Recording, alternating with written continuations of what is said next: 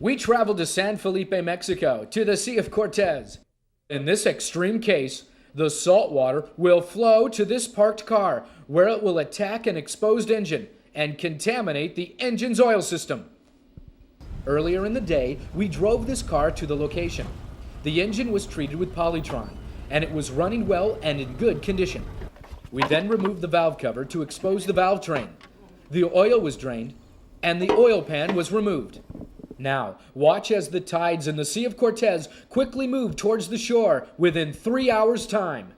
Remember, the oil has been completely drained from the engine, and the crankshaft and valve train are totally exposed to the elements.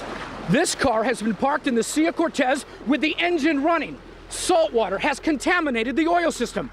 Let's take a look underneath the engine. Let me have the underwater camera. Thank you very much. Let's take a look at the crankshaft. Look at this.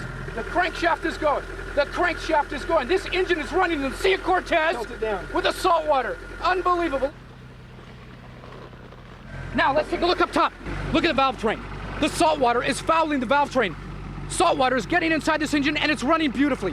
Polytron has protected this engine from salt water. Unbelievable. Unbelievable. After running without oil in the sea of salt water, the car's driver attempts to drive the car out of the water and onto the beach.